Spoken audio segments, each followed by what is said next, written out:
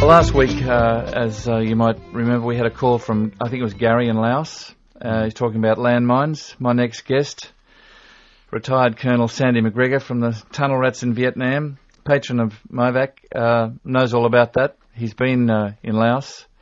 He's my guest this morning. I met him actually at the launch of the Beneath Hill 60, the book, not the film, and we had the author in. Good morning, Sandy. How are you? Good morning, Macca.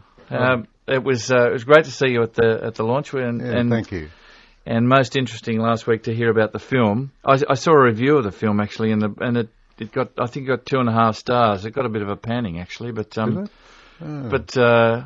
never believe reviews. I'm looking forward to seeing it. Yeah, me too. Me too.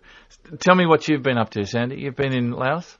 Yes, I went over there to have a look at some of our projects. MiVAC stands for Mine Victims and Clearance, and we're a charity clearing a lot of mines and helping mine victims in Laos. We have worked in Cambodia. We've done some work in Vietnam and also in Sri Lanka. But Laos is where it's really needed. That's we thought Cambodia was bad, but Laos is really, really bad. This is what Gary was talking about last week. But there were 2 million tons of bombs dropped in Laos during the Vietnam War, and 2 million. Yeah, it was more than all the bombs in the whole of Europe in the Second World War. Uh-huh. Yeah. And you see, 30% of them don't go off.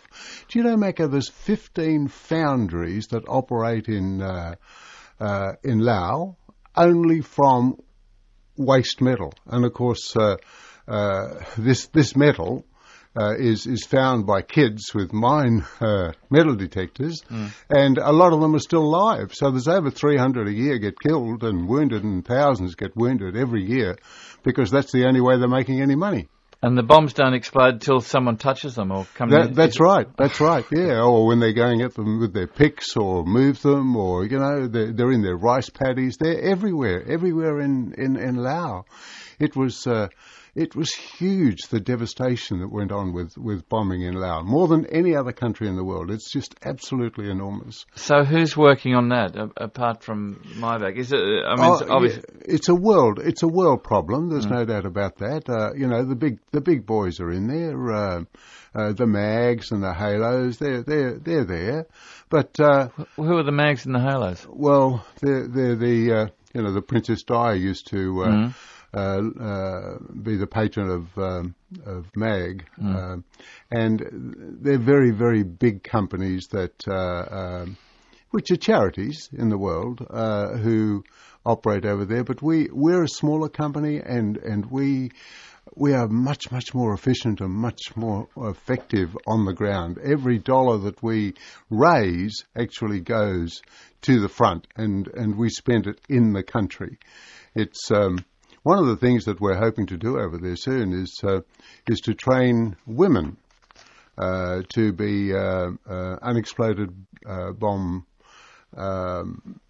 people, trainees. Why is that? Well, it's very interesting. When I was in Vietnam, you remember our minefield that we had in Vietnam, which should never have been, but it was.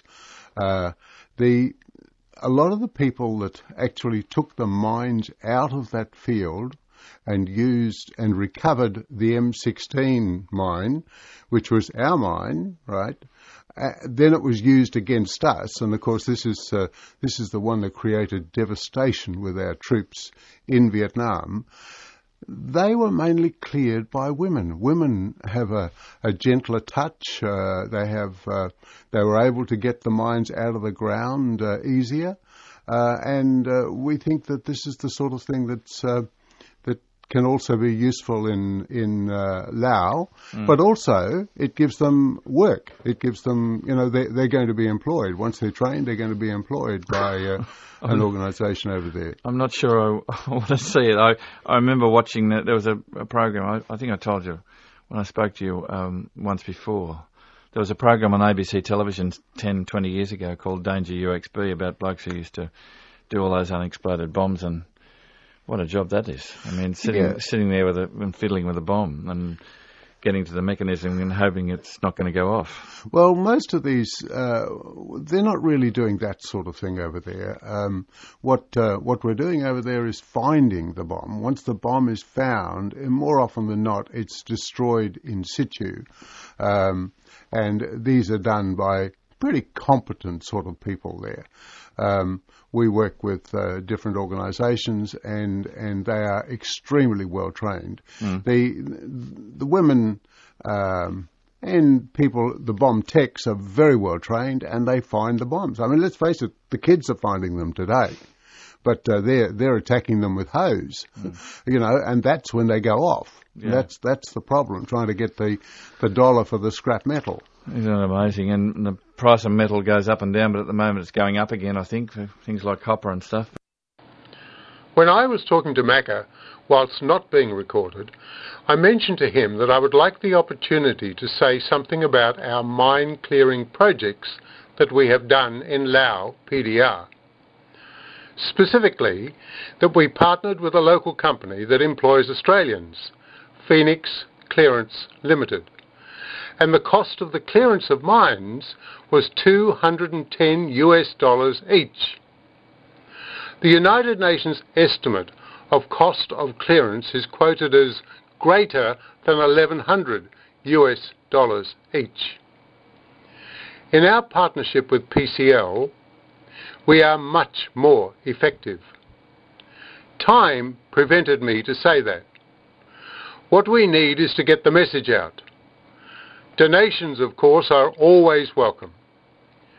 You can also join MiVAC through our website, www.mivactrust.org. Thanks for listening.